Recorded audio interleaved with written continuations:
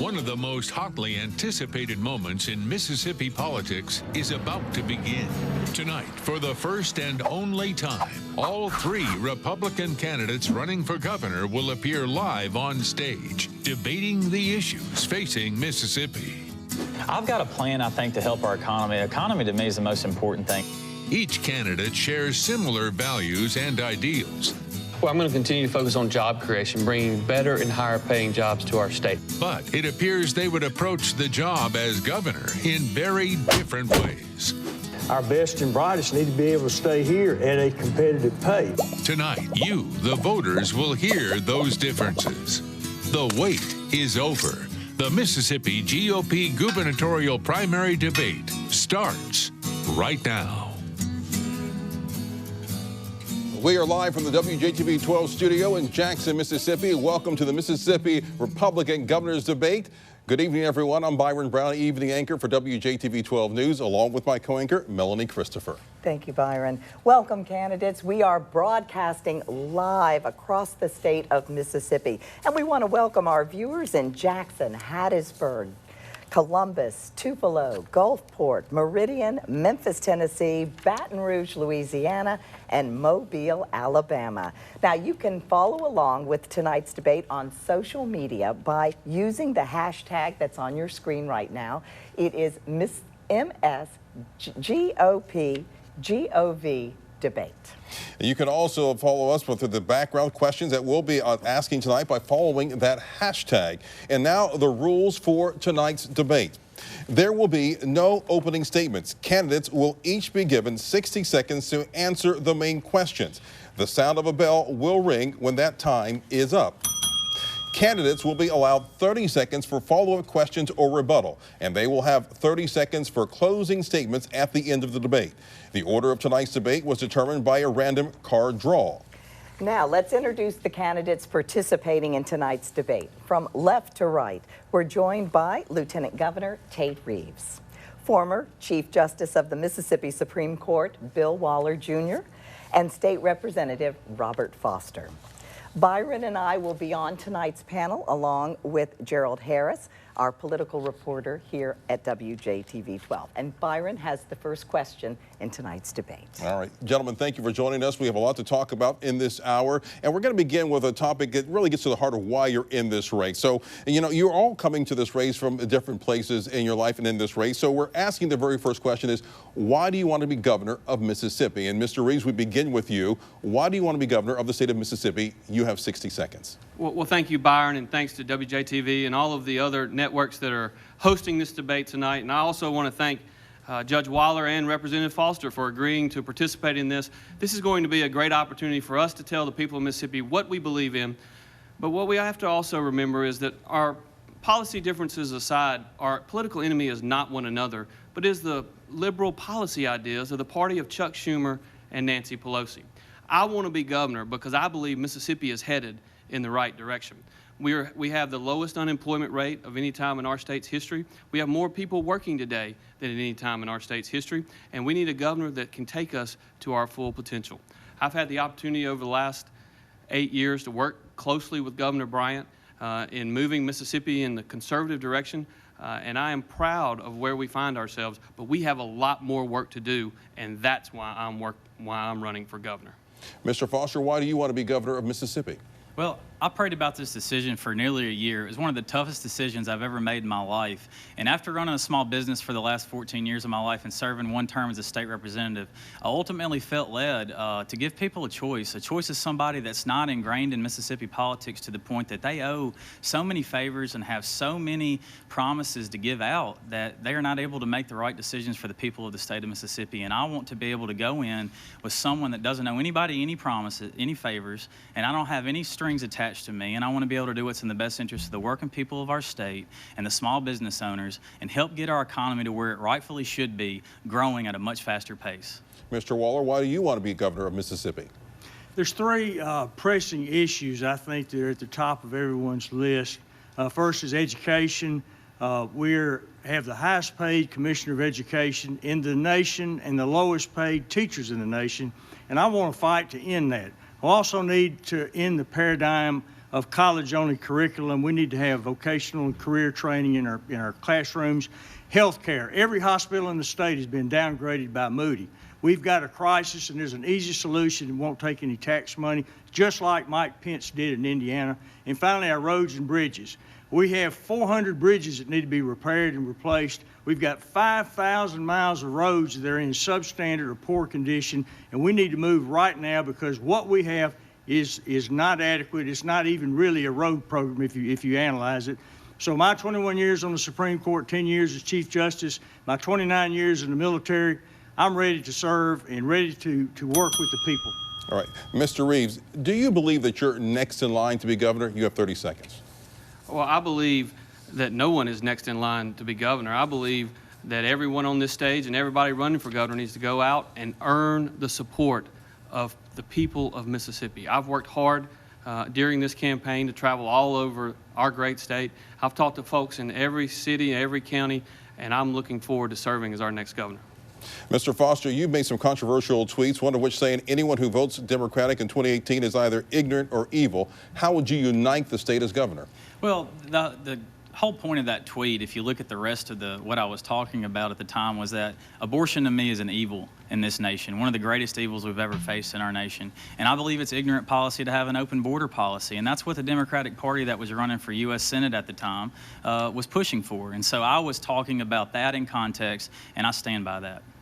Mr. Waller, you are retired from the Supreme Court, as you just mentioned, and then you jumped into this race. Some are wondering, were you recruited to run against your opponents? The reason that I got in the race is people contacted me, they wrote letters, they came to see me. My wife and I struggled with it over Christmas, and finally, watching the State Address and seeing what the leading candidates were promising, I thought we could do better. And so health care, education, roads and bridges, we need a different direction on that.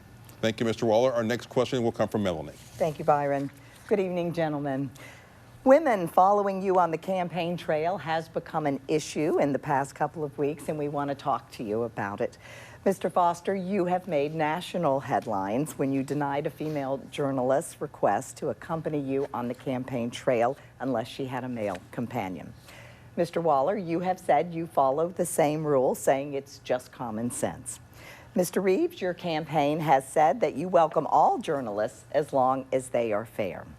The question to each of you tonight, how will you seek to ensure that women will be included among your administration, including whether they will be considered for top roles?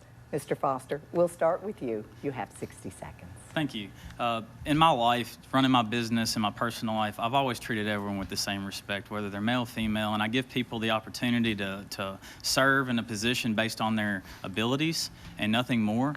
My personal choice to a vow that I've made to my wife to not be alone with a member of the opposite sex is not going to inhibit my ability to serve as governor in any way. I've done it in my professional career. So has Billy Graham, Vice President Mike Pence. Many other men and women that are leaders of major corporations have this same policy to have an open door when they're in meetings so that there's no closed door, and also not to ride around alone with someone of the opposite sex. There's always going to be a staff member present, and that's not going to stop anyone from being able to do their job. Thank you, Mr. Foster. Mr. Waller, how will you seek to ensure that women will be included among your administration, including whether they will be considered for top roles? You have 60 seconds. I have started with the Supreme Court. Chief Justice Lenora Prather was Chief Justice. She's my mentor. I've worked with many wonderful women justices, Ann Lamar, Kay Cobb, Dawn Beam. So I'm very familiar with that. I employ female clerks, female staff members. We hire our court administrators. So I'm very familiar with that. And the policy is, you know, if you go back, I work in preschool at church. We have a requirement that there's 2 adults there before you have any children. I work in Boy Scouts. We've always had a requirement for 2 adults with the children. I teach adjunct professor at University of Mississippi. They have a requirement you take a course that you always have an open door policy, but you always have an atmosphere that is non-threatening, that you don't place yourself in a compromise. This is what corporate America does. So there's nothing new or novel about that. And the reason is that, and why I can be is a non-threatening environment. Thank you, Mr. Waller. Mr. Reeves, how will you seek to ensure that women will be included among your administration, including whether they will be considered for those top roles? Well, thank you. First of all, I want to commend Robert on his stance on this issue. The fact of the matter is he is following his faith, and the national liberal media has attacked him for it, and he stood strong. So I want to congratulate him for that. It's not unlike what happened to me when we worked hard in the legislature, passed the Religious Freedom Restoration Act, and it's not unlike what's happened when we talk about adding "In God We Trust" to our Mississippi state seal. But really, with this question, I think it brings about two questions. Number one, is it okay to bring your faith into your public life? And the answer to that question is absolutely yes, it is. But the second question that it brings is, if elected governor, would you be willing to treat everyone fairly? And I think anyone that has come to my office, first when I was state treasurer and then when I was lieutenant governor, would tell you that my chief advisor is someone that's one of the most respected people in state government, Liz Welch. And she has done a fantastic job, first as deputy treasurer and then most recently as the secretary of the Senate. And so I'm very proud of her. But I hired her because she was the best person for the job. Thank you, Mr. Reeves. Now, I understand what you're saying, but the question is, how will you ensure that women will be a part of your administration, including those top roles? How are you going to do that? Well, you can just look to my last 16 years in public office, and it is confirmation. My deputy state treasurer, when I was state treasurer, was a female. And it's Liz Welch. She's one of the most respected members of state government in all of state government. In fact, she worked for the treasurer before me. And so I have a record of proving exactly that. All right. Thank you, Mr. Reeves.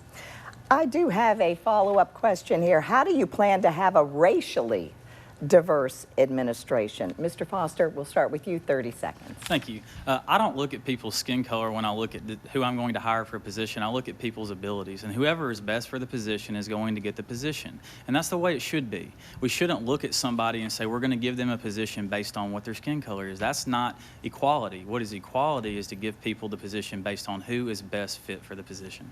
Thank you, Mr. Foster. Mr. Waller, how do you plan to have a racially diverse administration? I've always had a racially diverse administration. Timothy Howard, one of my first law clerks, a graduate of Notre Dame, is now the city attorney for the city of Jackson, African American. I've got females, people of color. We regularly employ them at the Supreme Court. I work with them on a day-to-day basis with my fellow justices, with our trial judges. So I've got a clear record of working with everyone, open door policy, and I intend to continue that in the future. Thank you, Mr. Waller. Mr. Reeves, how do you plan to have a racially diverse administration? You have 30 seconds. Well, I plan to hire the best person for the job. But again, when I got elected lieutenant governor, the first thing I did is I met with all 52 members of the Mississippi Senate. When I made appointments to committee chairmanships, I appointed African-American members of the Senate, and I appointed Caucasian members of the Senate. I tried to hire the best person for the job. I tried to appoint the best person for the job, and if I'm fortunate enough to get elected governor, I'll do exactly the same thing in that role. All right. Thank you, Mr. Reeves. Gerald has the next question. Thank you, Melanie. Thank you, gentlemen. Let's get to some policy now. There's a ballot initiative for 2020 that has seen some strong support this summer. The proposal will expand the use of marijuana for 22 serious medical issues. We have a simple question for you. Would you support the language in this ballot initiative, which would legalize medical marijuana for patients with debilitating medical conditions and regulated by the State Department of Health? Yes or no, and why? Mr. Waller, you have 60 seconds. Of course, I've got my whole career, 42 years is in law, and the last 21 on the Supreme Court. And we've reviewed a number of cases involving drug offenses. I've championed drug courts, brought them to all the courts of the state.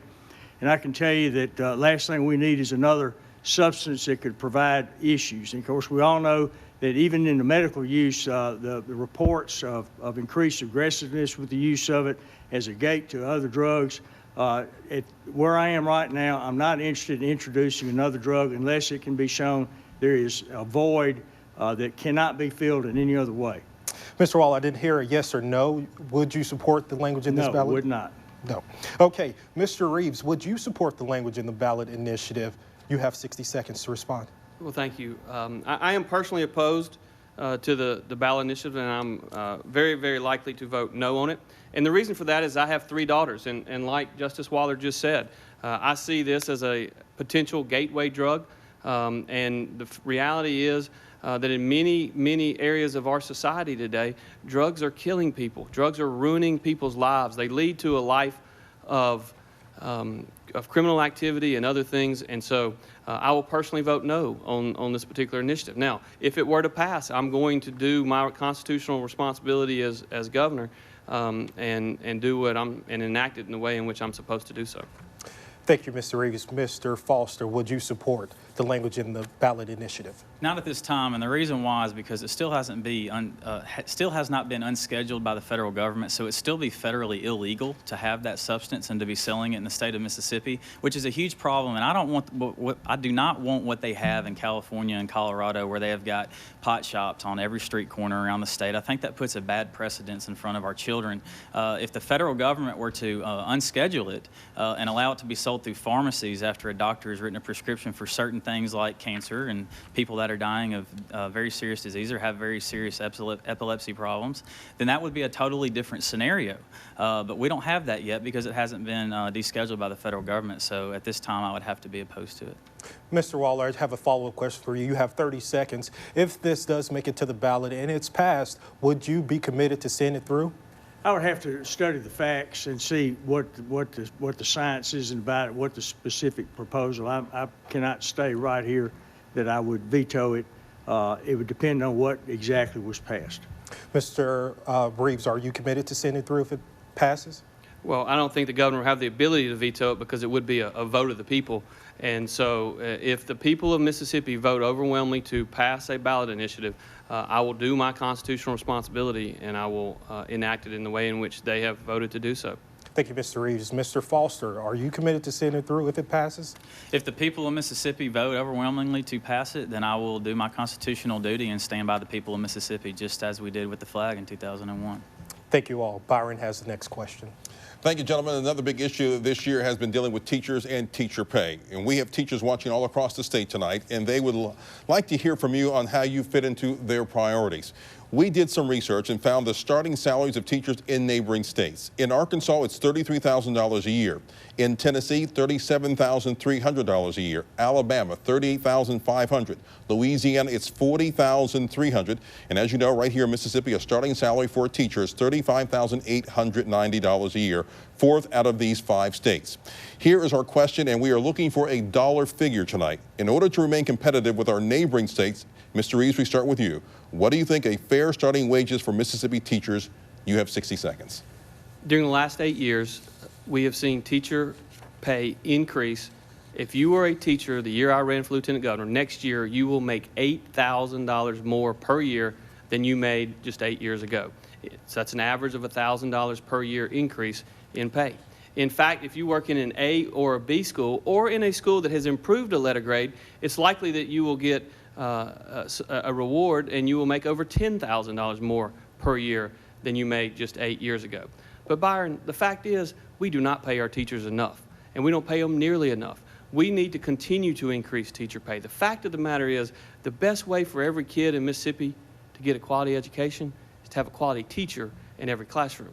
And the best way to have a quality teacher in every classroom is to spend more money in the classroom and less money in the district office. That's the reason we've worked over the last 8 years to reduce the number of school districts, to reduce the amount of administration so that we can spend more money in the classroom and continue to increase teacher pay. So what is your starting salary for a teacher? Are you satisfied with the $35,890, or what would your starting salary be for a teacher? I think, just like we did this year, just like we did in 2014, just like we did in 2015, we need to continue to increase teacher pay in our state. We need to continue to increase at the first year level, but we need to increase teacher pay every single year to the extent that is possible within the confines of our budget. Mr. Foster, what would your starting salary be for a teacher? You have 60 seconds. I want us to be competitive with the states around us. So whatever they're paying, we've got to be equal to or better than them, because I look at things like a small business owner does in a supply and demand scenario. We can't just look at what teachers make compared to the average Mississippian. We have to look at what teachers are being paid in states surrounding us, because we're losing some of our greatest and brightest teachers right across state lines. And if we continue to do that, we're going to continue to have a teacher shortage in this state that's going to affect our future generations going forward. So we have to pay equal to or a little bit greater than our states abutting up to us, or we're going to continue to lose some of our biggest and best teachers. What's your number?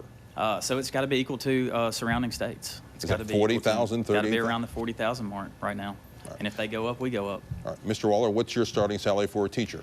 I think that the 40,000 I think is achievable. I think we can do it in the next legislative session. And my pledge is that we're going to have a teacher pay raise every year till we get to the southeastern average, not just an election year like we saw this time. The truth is we've got a crisis. We've got over 1,000 teacher vacancies that we couldn't fill.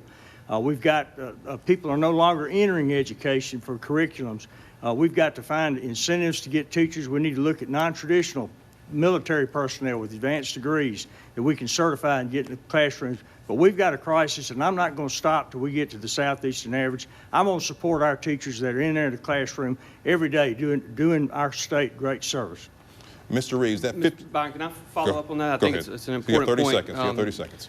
Judge Waller said that we should get to $40,000 and we should do it in the next legislative session. That is certainly a laudable goal and one that we should all strive for. But I think it is important, so that we are all being honest here, understand that going from 35,890, if you include the 41,000 teachers that are out there, that's about a $275 million expense that he said that we could get to next year. We need to be realistic about the numbers and make sure that we can do things within the confines of our budget. Mississippi's in the best financial shape we've ever been in, and there's a reason for that. Mr. Waller, would you like to respond to Mr. Reeves? I think very easily we have a surplus this year of around $400 million. I think what I'd like to do is place it before the legislature early in February. I'd like to go ahead and fence off that money for the teacher before the other special interests can come in. Albeit good, but right now the crisis is with our teachers, and we need to support that. We need to do what we can to get the pay in line so we can fill those classrooms. And Mr. Reeves, in more on what he's saying about the increase? Well, $260 million is real money. That's about a 4 to 5% of our total annual operating budget in the state of Mississippi. And so if you are out promising to spend $260 million more in 1 year, the money's got to come from somewhere. Mr. Foster, you have any comments on what they're saying about the raise? I do. I think the biggest question is, how are we going to get our state moving economically forward to where we can afford to keep up with the states around us? And that's why I've been proposing a talk about our tax structure being restructured, because our tax structure is the problem with our state's growth. And if we can get our economy to grow at the pace it should, we'd have the money to do the things that we need to do. All right, we're going to leave it at that. A very hot topic and an issue that many folks in Mississippi care about. We're going to get to the next question, and now that's Melanie. Another hot topic, infrastructure. Little dispute that Mississippi ranks as one of the worst states when it comes to infrastructure. One way to provide more money to repair those roads and bridges is a gas tax. And as I'm sure you all know, that gas tax has not been raised in this state in more than 30 years. Now, according to the American Petroleum Institute, the current gas tax in Mississippi is just over 18 cents a gallon, while surrounding states are 2 cents or much more than that. Knowing the infrastructure needs of the state, is it time to just raise the gas tax to help pay for the needed improvements with no strings attached? And if so, by how much? Mr. Foster, we'll start with you. You have 60 seconds. First of all, thank you for that question. It's very important. I would not agree to raising any tax without a swap or a full restructure of our tax structure, which is what I've been proposing all over this state, is that we look at bringing our state up from the bottom 20. We are one of the top 20 most taxed states in the nation, up to one of the least 20 tax states in the nation, where Tennessee, Texas, and Florida all are. And that's very important going forward that we look at that. And what I'm proposing that we do is to fully repeal our personal income tax. And if we were to do that, then I would be willing to put on the table to move to a little bit higher gas tax, a little bit higher sales tax if necessary in order to swap for the personal income tax, because in that scenario, everybody in the state, tourist, a drug dealer on the corner that's not going to ever pay income tax, they're all going to pay their fair share when they go to the pump and when they go to the store, because right now in Mississippi, we're overtaxing the working people of our state and the small business owners, and that's why they continue to leave to go to places like Nashville and Houston and Jacksonville. We've got to get to a tax structure that works for everybody and that's fair. Thank you, Mr. Foster. Mr. Waller, is it time to just raise this gas tax to help pay for the needed improvements with no strings attached? Melanie, there will never be any strings attached, but the program of user fees, people using the roads paying it, is as democratic as anything. In fact, that's what Ronald Reagan used in '82. Ronald Reagan said user fees are the most fairest tax device there is. He says it doesn't raise your income tax a penny, it doesn't raise the national debt a penny. And what I want to do, and what was proposed in the special session by Representative Busby, is a tax swap. So I think that raising some of the user fees on fuel, I propose taking the 4% income tax bracket out. I think that this would mollify the effects. I think this would allow us to have the money that we need right now to repair the roads. The lottery, nobody knows really, it hasn't even started yet. We're over a year into the session. We may not even see any money from it. And that's all the money that's designated if it reaches the peak of $80 million a year for state roads, and that's simply inadequate. Mr. Waller, let me just make sure I understood that. 3 or 4 cents is what you would want it raised? We want to look at it and do the least possible, but yes, that would be a starting point. All right, thank you very much. Mr. Reeves, is it time to raise the gas tax to help pay for the needed improvements? No strings attached. Well, let's just make sure we all have the facts. A 3 to 4 cent increase in the gas tax is a $60 to $80 million tax increase on hard-working Mississippi families. I am the only candidate, I think the only candidate of either party that is opposed to raising the gas tax, and I'm on record being opposed to it. But there's a reason I'm opposed to it. I was in Mize, Mississippi on Saturday. I spoke to a lady. She drives to Jackson every day to work.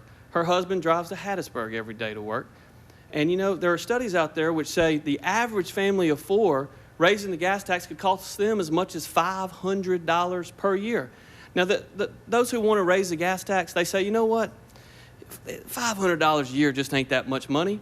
Well, I grew up in Florence, and my mom and dad both grew up in Bogue Chitto. And I can tell you, there are a lot of people in Bogue Chitto, $500 a year is real money to them, and it affects their ability to maintain their lifestyle. I am the only candidate opposed to raising the gas tax, and I stand by that issue. All right. Thank you, Mr. Reeves. Mr. Foster, now you said that, that of course you want to repeal the income tax. Is that, if indeed that happened, would you then support the gas tax?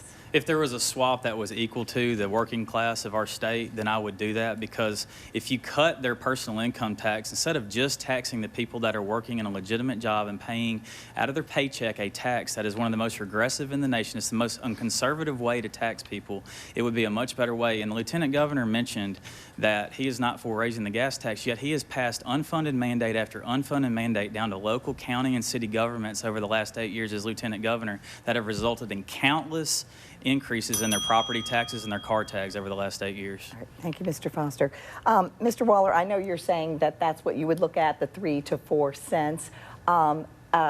Is that what, is there anything else that it would take for you to do that? Is this something you would do right away? Absolutely, because our road needs are there. We have to do something, and the truth is a gas tax of that, or a user fee of that would be a minimum, probably $10 a month or less on a user, and this would be a tax swap. We would take the 4% income tax bracket. So it would not, this would be a proportionate swap in something that we've got to have a steady stream of income to fix our roads. We have to have it, and that's the only way that you can do it. All right, thank you, Mr. Waller.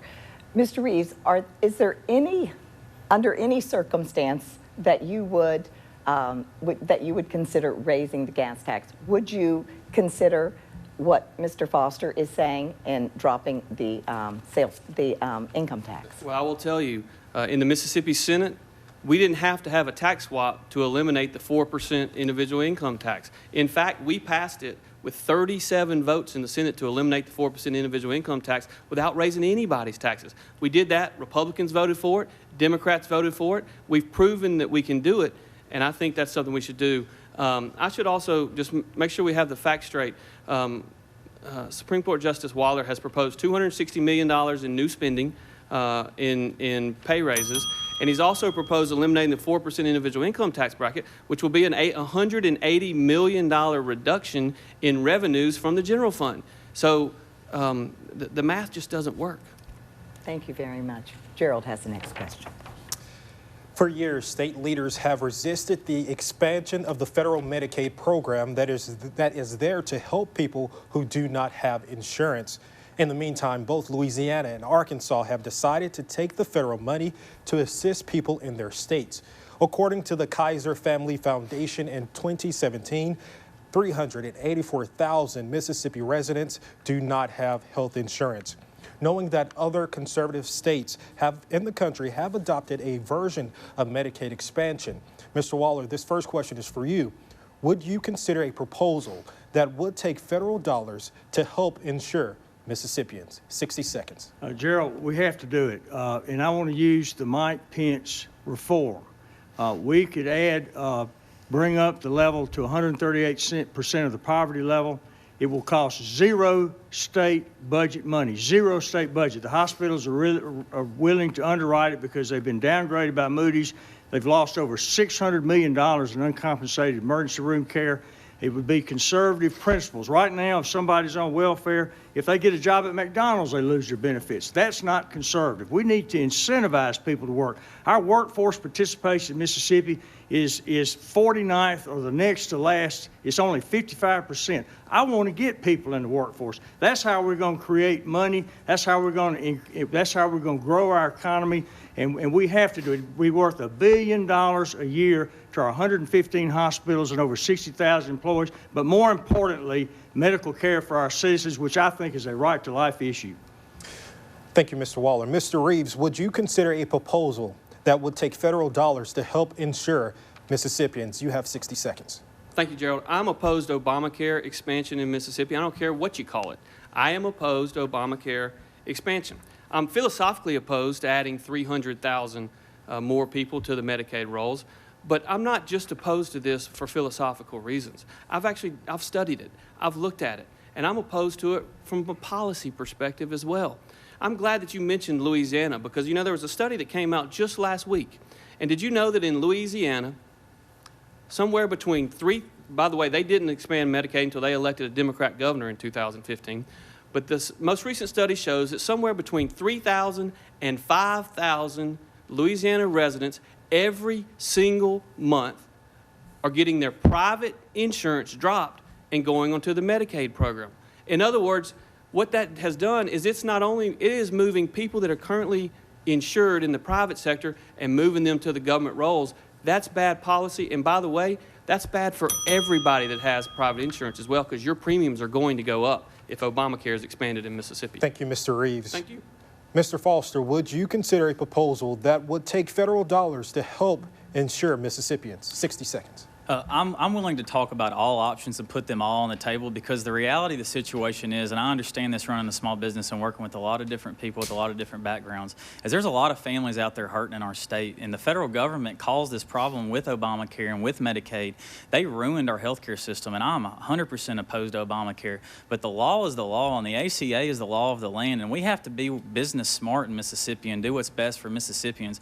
We have all of these working people in Mississippi that are struggling, and it's hard for somebody like the Lieutenant Governor to understand this because he's been on the government rolls the last 16 years of his life and had everything handed to him by the taxpayers of Mississippi. But the people that are paying every month taxes and they can't afford private insurance and they have to choose between their own home mortgage and private insurance and they don't have money for both are ending up in the emergency room and they're getting hit with the bill that wipes their families out and it's bankrupting our hospitals, and we have to come up with a more conservative option than just doing the same old, same old. Mr. Reeves, Sir, can I 15 seconds to follow that up. Yeah, thank you very much. You know, the way in which the question was asked and the way the conversation has gone is just about, would we accept federal money? The point that is being missed in all of this is, while there is some federal money attached to it, by the way, I pay federal taxes as well, and the fact of the matter is nobody at the federal government is actually paying for the Affordable Care Act. It's actually being paid for by China because the federal government's borrowing money so that our kids and our grandkids can pay for it. But more importantly than that, it's going to cost the state of Mississippi $220 million per year just in state match if we expand Obamacare. Thank you, Mr. Reeves. May I follow up with that? We're going to get to some follow-up questions, beginning with this.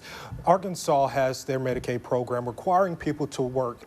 Would you support something similar to that, requiring people to work in order to get Medicaid coverage? Absolutely, but the category of people that this affects are working people. And they also would be required to do conservative things like pay a policy payment and pay co-pays. And the models are there. We're following Mike Pence, Vice President Mike Pence in Indiana. And there is no cost to the state. The hospitals have agreed to underwrite it, and that with what the participants pay will fund the program. It's like a federal income tax refund that we're not taking. That's exactly, we paid the taxes, we're entitled to it. Thank you, Mr. Waller. Mr. Reeves, is it no under any circumstances, or would you support something where requiring people to work? When someone says that Obamacare expansion is going to be no cost to the state, I am reminded of what President Obama said to get it passed. He said, if you want to keep your doctor, you can keep your doctor.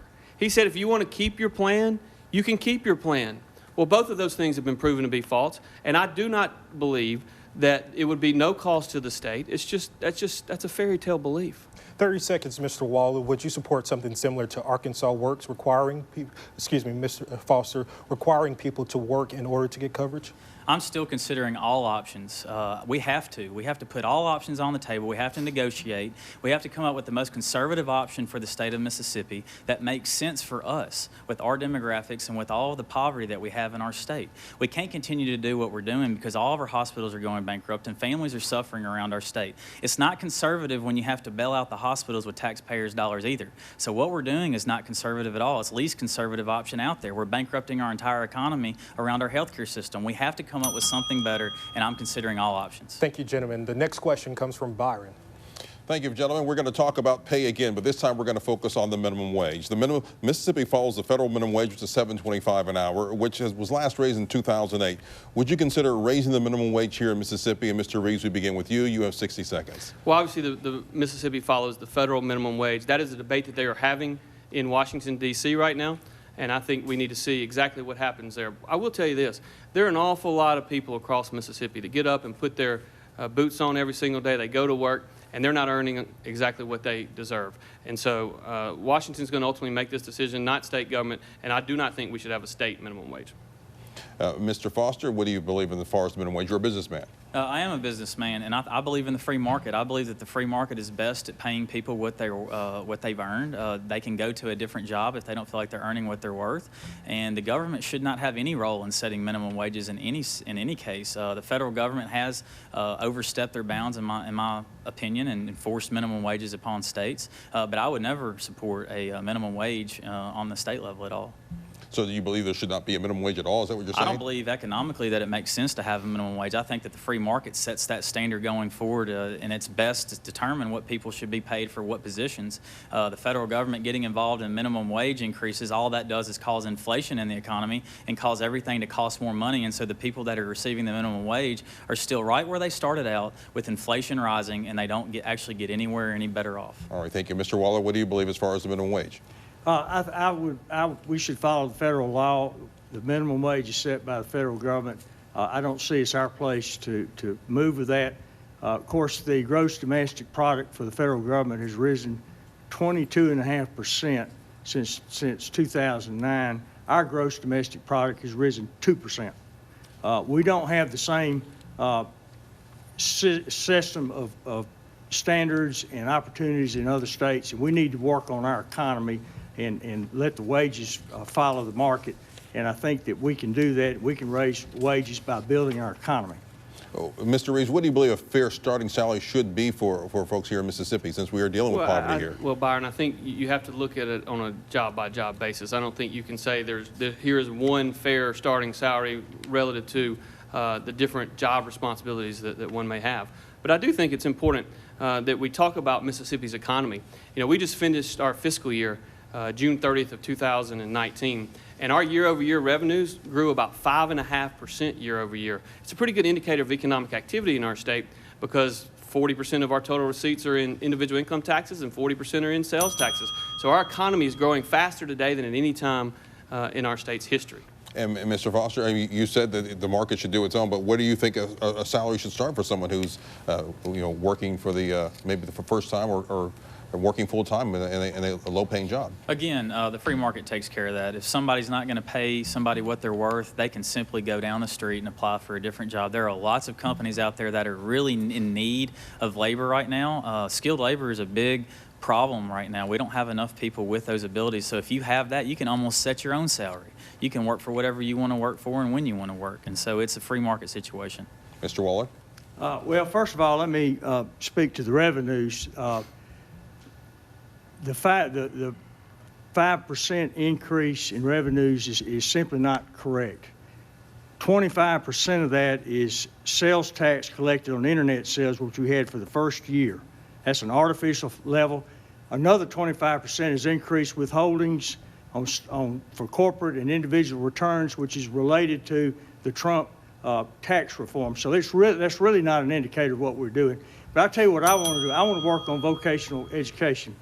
All right, thank you very much, gentlemen. Can I follow up on that? Go ahead. I think it's a good point. You got 15 seconds. The reality is that the Trump economy in America is doing better now than at any time during the 8 years of the Obama administration. President Trump, who I've been a longtime supporter of, is implementing the same conservative policies that we started implementing years ago in Mississippi.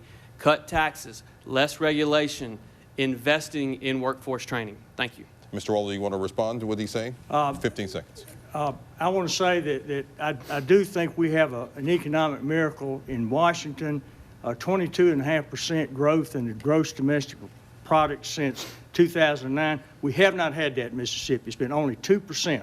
We've got a lot of work to do. All right, thank you very much, gentlemen. The next question is going to come from Melanie. Gentlemen, according to the Federal Bureau of Economic Analysis, in 2018, they ranked Mississippi 50 out of 50 states for economic growth. That's what we've been talking about. Clearly, growing our economy is going to be key moving forward. Does our Mississippi flag, that includes the Confederate battle flag emblem, hinder our ability to attract new business to our state? Mr. Foster, we will start with you. You have 60 seconds. Thank you for the question. I don't believe that it does. I believe that the underlying problem with our economy and our state is that we are ranked 31 of 50 right now with our tax structure, being 50 being the worst. We're ranked down in the bottom 20 with California, New Jersey, and New York. And if we would restructure our tax structure to get away from the personal income tax, completely repeal it, and move to a sales and use tax-based system, our economy would then be booming economically. We would see a boom that we haven't seen before in a long time. We have a great location for economic growth. We have the Tom Bigby in the Northeast, a huge interstate crossroads in the Northwest, all the commerce of the mighty Mississippi, some amazing ports on the Gulf Coast, and some of the hardest working, most God-fearing people in the nation living in Mississippi. But we have one of the worst tax structures. We overtax working people, we overtax small businesses, and they're leaving our state. And they don't want to come back because we overtax them. If we would move to a sales and use tax-based system like they have in Tennessee, Texas, and Florida, we would see a boom in our economy like we haven't seen in a long time. All right, thank you, Mr. Foster. Mr. Waller, does the state flag hinder our ability to attract new businesses to the state? Do you have 60 Melanie, seconds? great question. I don't think it does, but more importantly, the people have voted on this in 2001, and if there's a change, I am not in favor of the legislature doing that. I think if a change is to be considered, the people need to vote on that, and I will follow whatever the people want on that issue. All right, thank you. I've been very clear on my stance on this. The people of Mississippi voted in 2001. I have opposed unilateral action by the legislature. I have opposed unilateral action by the governor to change our flag. But Melanie, I've been in countless economic development meetings over the last 15 years. In fact, I worked closely with Governor Bryant and closely with Governor Barber to bring companies like Toyota here, to bring companies like Continental Tire into Mississippi, who are helping grow our economy, creating good paying jobs for Mississippians, and that's something that has never once come up in one of those economic development meetings. It's something that the liberals across America want to talk a lot about, but it's never come up in an economic development meeting. In the last 12 months, nearly 700 specialty license plates for both cars and motorcycles have been sold, with part of the proceeds benefiting the Mississippi Division of the Sons of Confederate Veterans. The specialty plates show both the Confederate battle emblem and the state flag. Do you support the sale of the license plate? Mr. Foster, we'll start with you. You have 30 seconds. Absolutely. It's the heritage of a lot of people that fought in the Civil War, their family lineage, and so they have a right to have that license plate, and I support their decision to buy that if they so choose. But to mention talk about what the Lieutenant Governor talked about earlier, we have given the way of the farm in a lot of cases to a lot of foreign corporations in Mississippi and put the taxpayers on the dole for hundreds and hundreds of millions of dollars of bond money. What we need to do is have a tax structure that allows Mississippi businesses to grow and prosper, so they quit leaving our state, so we quit having to give away the farm. Thank you, Mr. Foster. Mr. Waller, do you support the sale of the license plates? I think that it's legally allowable. I think that's a registered charitable organization, so certainly they've got a right like anyone else to, and they support study of history in that particular area, and so I think that it's appropriate just as every other organization. All right, thank you very much. Mr. Reeves. Every year, the Mississippi Legislature passes a tag bill, as they call it, that adds to the number of specially licensed tags. Literally hundreds are on the books now, and I think that particular organization has just as much a right to offer their tags. There are people who are paying extra money as any other organization does. All right, thank you very much. Gerald has the next question. Back to education. This past session, there was a late add to a bill moving more public school dollars to fund private school education for special needs students. Mr. Waller, would you support further expanding the use of vouchers for private schools beyond students with special needs? You have 60 seconds. Well, first, the issue is we've underfunded special education consistently in the state, and we need to work on that. But with respect to the voucher, we need to have transparency. The problem with that is it was added in a conference report without any debate, without any discussion, without any consideration by anyone. And so if we're going to have that, first of all, it needs to be for accredited schools. They need to be subject to the same standards that public schools are standard. And it needs to go through the committee process where you have hearings, where you have people testify.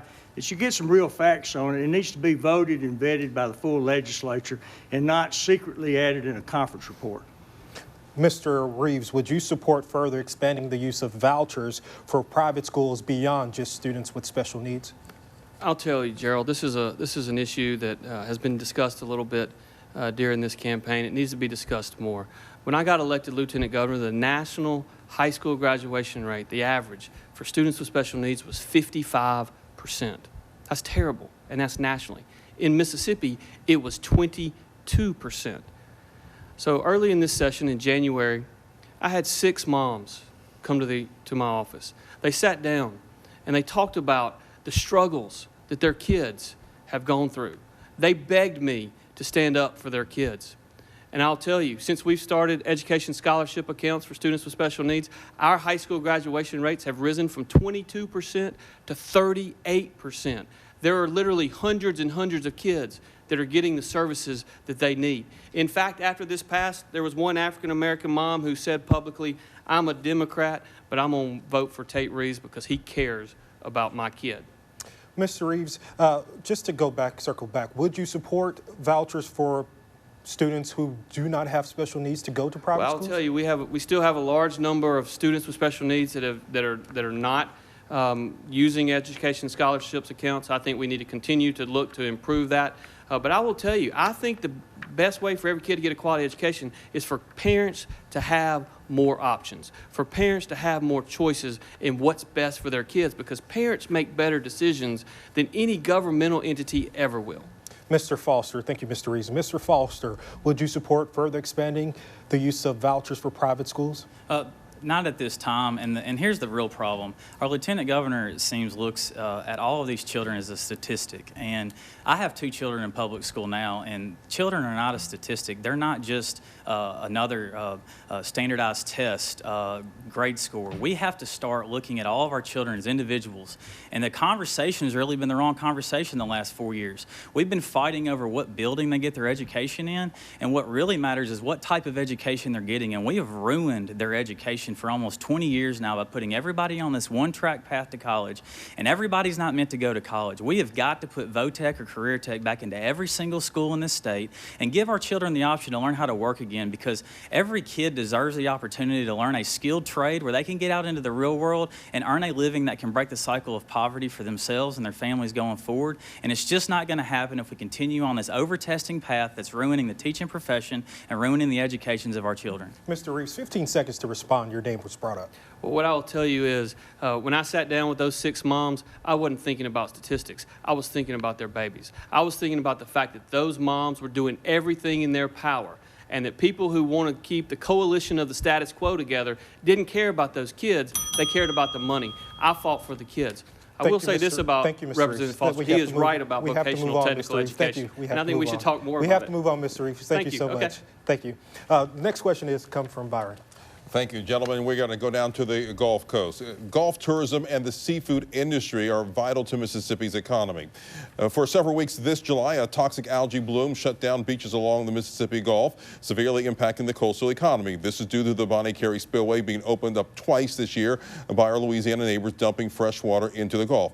We start with you, Mr. Reeves. Will you allocate state funds to help with rebuilding the economy after the reopening of the Bonnie Carey Spillway? And if so, how will you do it? You have 60 seconds. The Mississippi Gulf Coast and the Mississippi Gulf Coast economy is critically important to the long-term success of Mississippi's economy. The fact is, the big problem here with the Bonnie Carey Spillway is that Mississippi hasn't had a seat at the table. That's why we need a governor that has a relationship with President Trump. That's why we need a governor that has relationships in Washington that can help us make sure that we have a say-so when they're looking at opening the Bonnie Carey Spillway. But yes, I have proven to my Gulf Coast constituents that I will fight hard every single day. I did it with BP resources. You know, the right thing to do, I'm not sure it was the politically popular thing to do, but the right thing to do was to make sure that BP monies, that event hurt the coast more than anywhere else in the state. The right thing to do was to fight for money to spend the vast majority of that, not all of that, but the vast majority of that on the Gulf Coast, and I will do everything I can in my power to get the Gulf Coast economy rolling again. Mr. Foster, will you allocate state funds to help with rebuilding the economy after the reopening of the Bonnie Carey Spillway? Well, if there's a specific instance where the state can step in and help alleviate some of those issues, we need to seriously look at that. But the bigger issue going forward is that we have a 100-year plan, or over 100-year-old plan, that is just not working anymore. And we have to have a governor that's willing to go and sit down with the states surrounding and try to work to come up with a new plan for flood control that helps Mississippi, Louisiana, and Arkansas all together. We don't even have our pumps in the Delta, and we are the only state that doesn't have our pumps. It's all connected together. We have over 500,000 acres that have been underwater now for almost an entire year, and all of that farmland is unplanted. All of those homes are underwater, and we continue to ruin the seafood industry on the coast with this plan too. So it's all connected together. It all needs to be worked out, and we need to have someone that actually understands business and is willing to sit down and negotiate a deal that's good for everybody. And Mr. Waller, will you allocate state funds with helping to rebuild the economy along the Gulf Coast? There are a variety of funds, BP settlement, Go Mesa. There's a variety of funds that could be used to help this, but I think primarily this is a federal issue. The Corps of Engineers made the decision to open the Bonnie Carey, and I think the first thing I would call for is a damage assessment by the federal government.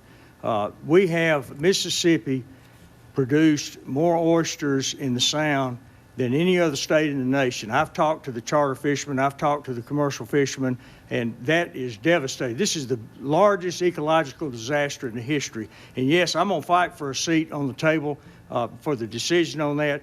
The Bonnie Carey Spillway is 100 years old. It's 100 years old. And we need a new study. We need a big plan. We need to look at the overall management of that to deal with the water issue on a bigger level than just that.